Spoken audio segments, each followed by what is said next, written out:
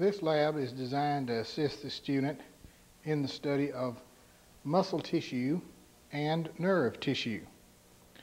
The first type that we will look at is muscle tissue.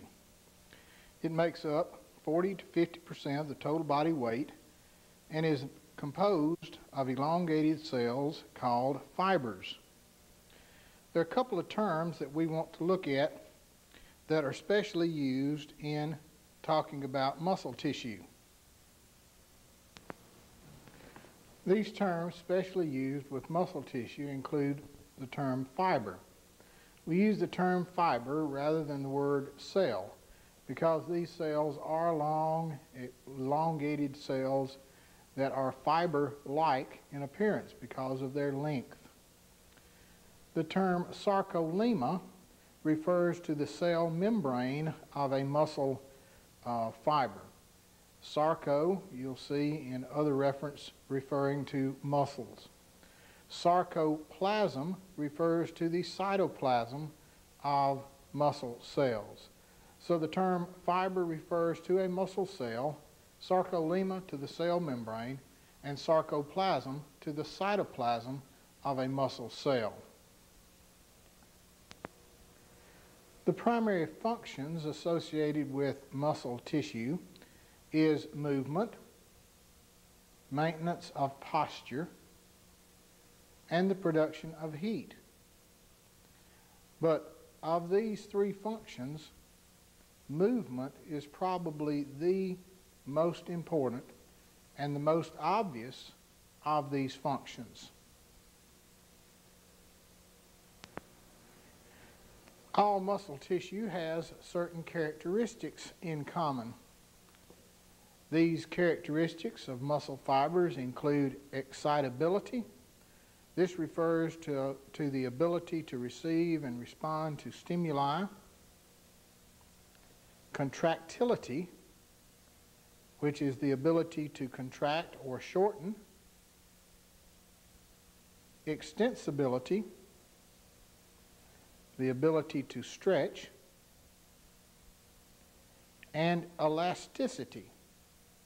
Elasticity refers to the ability to return to the original shape after the muscle fiber has contracted or relaxed.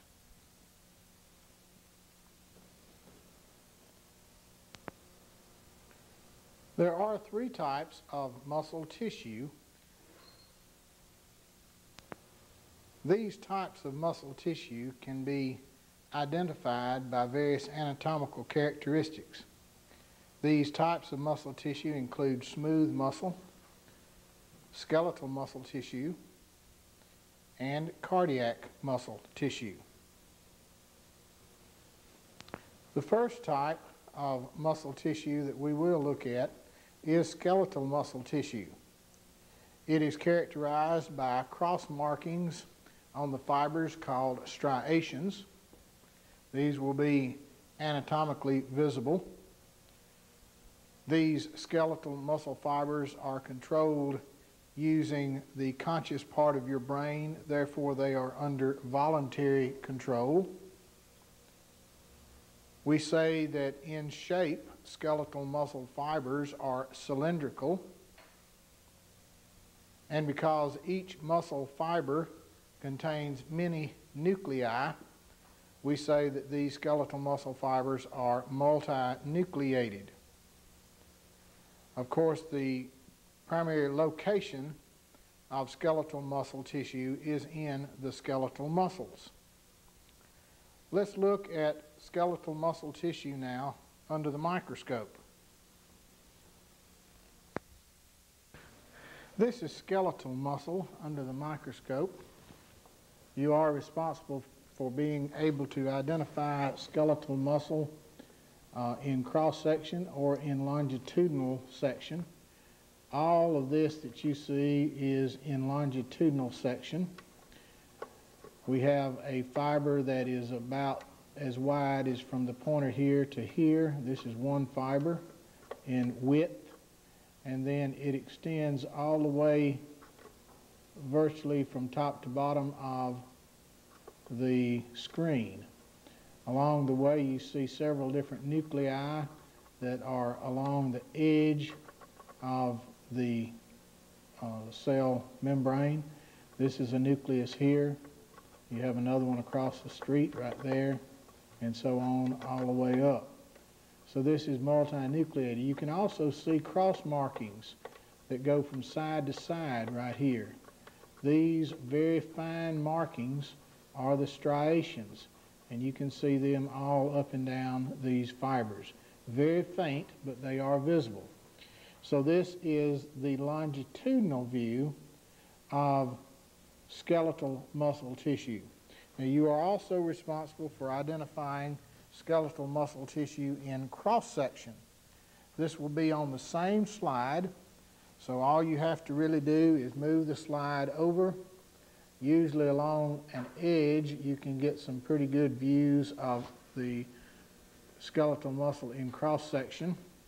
Here we have cross-sectional view, all of this.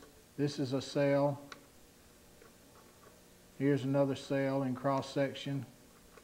Here's another cell from about here across and around. This is another cell. This is another one up here. Notice that the nuclei are out along the edge. Here's a nucleus, here's a nucleus, and then on this cell here's a nucleus, and there's a nucleus. They're all pushed out against the edge of the cell. So this is a cross-sectional view.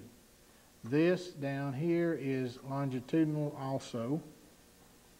Here we have cross-section again. Longitudinal, cross-section, longitudinal, cross-section, longitudinal, cross-section, longitudinal, cross-section, longitudinal, cross-section, longitudinal. So this same slide will have cross-section as you see here and longitudinal views. The next type of muscle that we'll look at is smooth muscle. Smooth muscle is referred to as smooth muscle because it has no striations. The cross markings that you saw on the longitudinal view of skeletal muscle are not present. These are controlled by the unconscious part of the brain, therefore they are under involuntary control. You do not have conscious control over these muscles. Because these muscle fibers are long and tapered at the ends, we can describe their shape as being spindle-shaped. And because these muscles have only a single nucleus in each cell, they are uninucleated. We find smooth muscle primarily in the wall of internal hollow organs, such as in the wall of the intestine, the wall of the stomach, the wall of blood vessels, other hollow organs.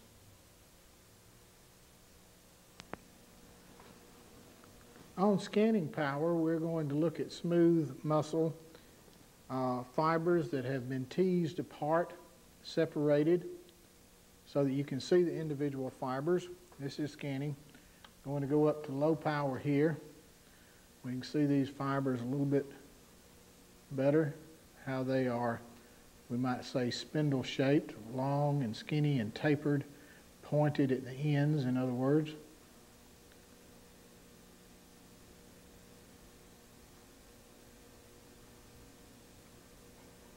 We go up on high power,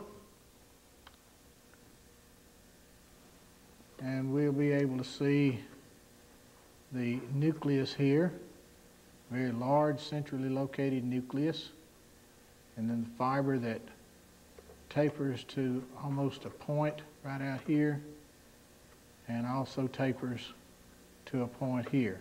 So we say that this fiber or this muscle cell is spindle shaped. Now these muscle cells have been treated chemically so that the muscle fibers are separate from each other so you can see the individual muscle cells. But you're also responsible for being able to identify this tissue as it exists in an organ. So we'll take this slide off and we'll put